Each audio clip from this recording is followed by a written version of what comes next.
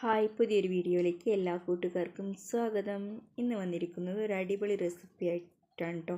നമ്മുടെ വീട്ടിൽ തന്നെ നമുക്ക് പെട്ടെന്ന് തയ്യാറാക്കി എടുക്കാൻ പറ്റുന്ന ഒരു ഐസ്ക്രീം റെസിപ്പിയാണ് കേട്ടോ ഇത്.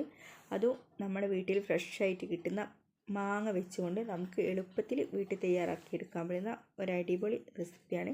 എല്ലാവരും ഒന്ന് ട്രൈ ചെയ്ത് നോക്കുക കേട്ടോ. ഇതെങ്ങനെ തയ്യാറാക്കി എടുക്കുന്നത് നമുക്കൊന്ന് കണ്ടിട്ട് വരാം. അതിനായിട്ട് ഞാനിപ്പോൾ 4 മാങ്ങയാണ് കേട്ടോ എടുത്തിട്ടുള്ളത്. ഏകദേശം കുറച്ച് വലിയ മാങ്ങയാണ് എടുത്തിട്ടുള്ളത്. ചേലം മാങ്ങയാണ് കേട്ടോ എടുത്തിട്ടുള്ളത്. അത് നന്നായി തൊലിയൊക്കെ കളഞ്ഞെടുത്തിട്ടുണ്ട്. ഇനി നമുക്കിത് ഒരു ജാറിലേക്ക് ഇട്ട് കൊടുത്ത് നന്നായിട്ടൊന്ന് അടിച്ചെടുക്കാം കേട്ടോ. ഇത് അടിച്ചെടുക്കുന്ന സമയത്ത് തീരെ നമ്മൾ വെള്ളം ചേർക്കേണ്ടതില്ല കേട്ടോ. മാങ്ങേൻ്റെ പൾപ്പ് മാത്രം നന്നായിട്ടൊന്ന് അരച്ചെടുക്കുക. ഈ ഒരു രീതിയിൽ നമുക്ക് കിട്ടിയിട്ടുണ്ട്. ഇനി ഇത് നമുക്കൊന്ന് മാറ്റി വെക്കാം. ഇനി നമുക്ക് ഇതിലേക്ക് വേണ്ട മറ്റൊരു ഇൻഗ്രീഡിയൻസ് എന്ന് പറയുന്നത് കോൺഫ്ലവർ ആണ് കേട്ടോ. കോൺഫ്ലവർ ഞാനൊരു 3 ടേബിൾ സ്പൂൺ എടുക്കുന്നുണ്ട് കേട്ടോ.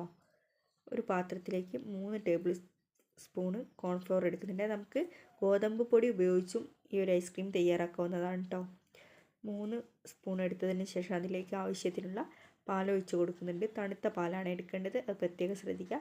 തണുത്ത പാലൊഴിച്ചതിന് ശേഷം നന്നായിട്ട് ഇളക്കി യോജിപ്പിക്കുക. അതായത് കട്ടയൊന്നും കെട്ടാതെ നല്ല രീതിയിൽ നമ്മൾ ഇളക്കി യോജിപ്പിച്ച് വെക്കുക കേട്ടോ. എന്നിട്ട് അതിന് ശേഷം നമുക്ക് ഈ ഒരു കൂട്ട് ഒന്ന് മാറ്റി വെക്കാവുന്നതാണ്. ഈ ഒരു രീതിയിൽ നമുക്ക് കൂട്ട് കിട്ടിയിട്ടുണ്ട് കേട്ടോ. ഇനി നമുക്കിത് നല്ല രീതിയിൽ മാറ്റി വെക്കാം. ഇനി നമുക്ക് അടുത്ത കാര്യം ചെയ്യാം. ഇതിലേക്ക് ഒഴിച്ചതിന് ശേഷമുള്ള ബാക്കി പാല് നമുക്ക് ആവശ്യമുണ്ട് കേട്ടോ. ബാക്കി പാൽ എടുത്ത് വെച്ചിട്ടുണ്ട്. ഇനി അതിലേക്ക് ആവശ്യത്തിനുള്ള മധുരം കേട്ടോ. നല്ല മധുരമുള്ള മാങ്ങ ആയതുകൊണ്ട് തന്നെ ഞാൻ കൂടുതലായിട്ട് പഞ്ചസാര എടുത്തിട്ടില്ല കേട്ടോ. എന്നാലും കുറച്ചെടുക്കുക. എന്താണെന്ന് വെച്ചാൽ ഐസ്ക്രീമിന് മധുരം ഉണ്ടെങ്കിൽ നല്ലൊരു ടേസ്റ്റ് കിട്ടുള്ളൂ. പാലിൽ പഞ്ചസാര ഇട്ടതിന് ശേഷം നന്നായിട്ട് ഇളക്കി യോജിപ്പിക്കുക. അതിന് ശേഷം ഞാനിത് ഗ്യാസ് അടുപ്പിലേക്ക് വെക്കുന്നുണ്ട്. ഗ്യാസ് അടുപ്പിൽ വെച്ചതിന് ശേഷം ഇനി ഇത് നന്നായി തിളച്ച് കുറുകി വരുന്നവരെ നമ്മളൊന്ന് വെയിറ്റ് ചെയ്യണം കേട്ടോ. നമ്മൾ നന്നായിട്ട് ഇളക്കി യോജിപ്പിച്ച് കൊടുക്കുക. ഇപ്പോൾ ഏകദേശം നന്നായി തിളച്ചിട്ടുണ്ട്. ഇനി ഒന്ന് ചെറുതായിട്ട് കുറുകി വരുന്ന സമയത്ത് നമുക്ക് ഇതിലേക്ക് നേരത്തെ തയ്യാറാക്കി വെച്ച കോൺഫ്ലോർ ഒന്ന് ചേർത്ത് കൊടുക്കുക കേട്ടോ. കോൺഫ്ലോർ ചേർത്തതിന് ശേഷം നന്നായിട്ട് ഇളക്കി യോജിപ്പിക്കുക. ഇത് കട്ട കെട്ടാൻ സാധ്യതയുണ്ട്, അതുകൊണ്ട് നന്നായിട്ട് ഇളക്കിക്കൊണ്ടിരിക്കുക.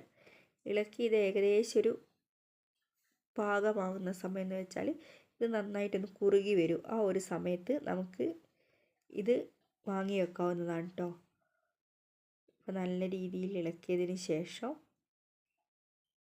ഈ ഒരു രീതിയിൽ നമുക്ക് കിട്ടിയിട്ടുണ്ട്. ഈ ഒരു ടൈം ആകുമ്പോൾ നമ്മൾ വാങ്ങി വെക്കുക. ഇനി ഇത് ചൂട് തണിയുന്ന സമയത്ത് ഇതിലും കുറുകി വരും കേട്ടോ. നമുക്കിതൊന്ന് മാറ്റി വെക്കാം. ഈ ഒരു രീതിയിൽ നമുക്ക് കിട്ടിയിട്ടുണ്ട് കേട്ടോ. ചൂട് തണിഞ്ഞതിന് ശേഷം ഇനി ഇത് നമുക്ക് ഒരു മിക്സി ജാറിലേക്ക് ഇട്ട് കൊടുക്കാം കേട്ടോ. മിക്സി ജാറിലേക്ക് ഇത് ഇട്ടതിന് ശേഷം നമുക്കിനി ഇതിലേക്ക് നേരത്തെ തയ്യാറാക്കി മാറ്റി വെച്ച മാങ്ങയുടെ പൾപ്പും കൂടി ചേർത്ത് കൊടുക്കാം കേട്ടോ. മാങ്ങയുടെ പൾപ്പ് ചേർക്കുന്ന വീഡിയോ അതിൽ സ്കിപ്പായിട്ടുണ്ട്. എന്നിട്ട് അതിൻ്റെ മുകളിലായിട്ട് നമുക്ക് പാൽപ്പൊടിയാണ് കേട്ടോ ചേർക്കുന്നത്. ഞാൻ 10 രൂപേൻ്റെ ഒരു പേക്ക് പാൽപ്പൊടിയാണ് ചേർക്കുന്നത്. ഒരു പേക്ക് പാൽപ്പൊടി കൂടി ഇതിൽ ചേർക്കുന്നുണ്ട്. ഇനി വാനില എസൻസ് ഉള്ളവർ അതും കൂടി ചേർക്കുക കേട്ടോ.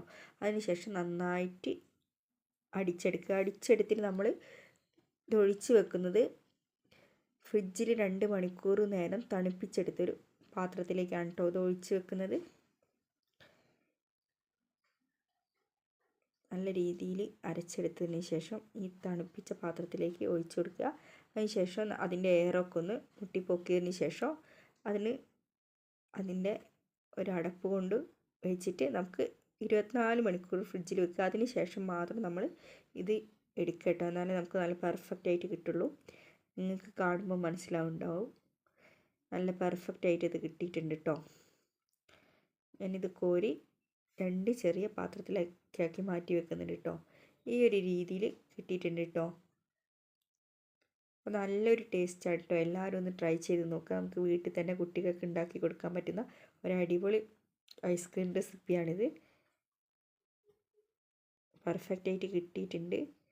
നല്ല ടേസ്റ്റ് ഉണ്ട് കേട്ടോ. മാങ്ങ സീസണിലൊക്കെ നമുക്ക് നന്നായിട്ട് ഉണ്ടാക്കാൻ പറ്റുന്ന ഒരു അടിപൊളി റെസിപ്പിയാണ്. എൻ്റെ വീഡിയോ ഇഷ്ടമായ എല്ലാവരും ലൈക്കും കമൻറ്റും സബ്സ്ക്രൈബും ചെയ്യാൻ മറക്കരുത്. ഇനിയൊരു വീഡിയോ കാണുന്ന